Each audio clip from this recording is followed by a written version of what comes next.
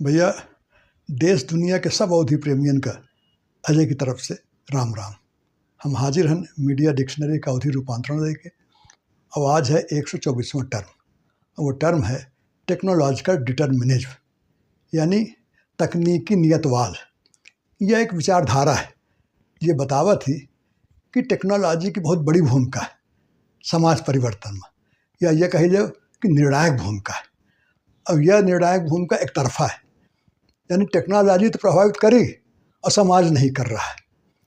अब यह टर्म का सबसे पहले अमेरिका के समाजशास्त्री अर्थशास्त्री विद्वान थॉर्स्टीन वेबलन थे। यह सिद्धांत आधारित है कार्ल मार्क्स के प्रसिद्ध सिद्धांत पर, जिनका कहना है कि जब टेक्नोलॉजी बदली तो उत्पादन के साधन बदले थे, और उत्पादन के साधन बदले से सामाजिक संबंध बदले थे, यानी समाज का ढांचा पूरा बदल जाता है। यही का इस्तेमाल करके कहा गया कि भाई जब टेक्नोलॉजी बदली तो समाज में सब चीज़ें, अर्थशास्त्र समाज का, राजनीति है समाज की, संस्कृति है, मूल्य है, सब में बदलाव होता है। और यही चीज़ का मीडिया में इस्तेमाल किया गया। लैंगडन विनर साहब तो यहाँ तक कहेंगे कि भाई टेक्नोलॉजी इंसान की गुलाम नहीं है, बल्कि इंसान टेक्नोलॉजी के गुलाम है। और मीडिया में इस्तेमाल करे का सबसे बड़ा जो श्रेय है वो दो कनाडियन विद्वान के जाते हैं, एक हैरोल्ड इनिस और दूसरे मार्शल मैकलुहान।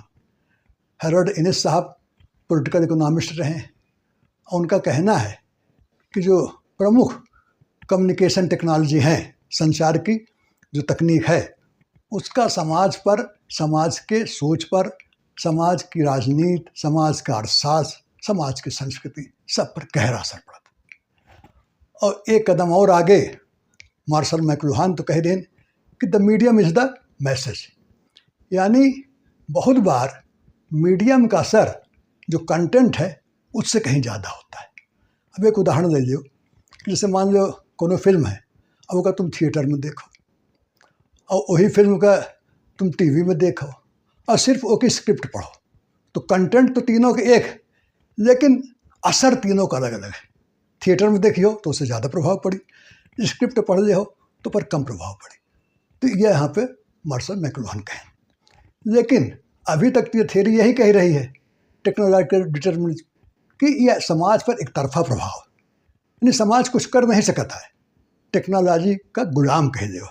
लेकिन एक ये आलोचना भी हो रही है कि भाई यह इतना आसान नहीं है, सामाजिक परिवर्तन ये बड़ी जटिल प्रक्रिया है।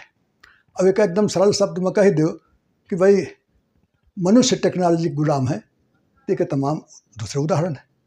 भाई ये सोचो कि टेक्नोलॉजी को कौन पैदा करता है? इंसान, वही खोज करता है।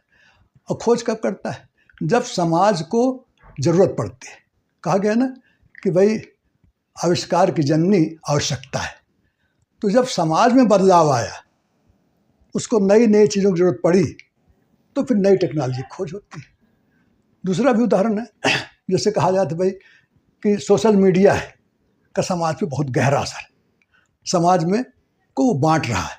लेकिन सोशल मीडिया की ताकत एक तरफा नहीं है। सोशल मीडिया पे जो लोग अकाउंट बना रहे हैं, जो पोस्ट डाल रहे हैं, जो अपने दोस्तों से जुड़े हैं, जो ग्रुप बना रहे हैं, उनका भी तो असर है। और फिर ये भी है कि मान लो जहाँ इंटरनेट नहीं है वहाँ सोशल मीडिया का असर नहीं है। इसके अलावा ये भी है कि भाई सोशल मीडिया पे कोई चीज़ आए आपके पास, अब आप उसका फॉरवर्ड न करो तो नफा ही नहीं, और फॉरवर्ड अगर करोगे तो वहाँ अपना विवेक आदमी लगाए रहा है। तो ये जो असर है टेक्नोलॉजी का वो एक तरफा नहीं, ये की आलोचना भी हो रही है।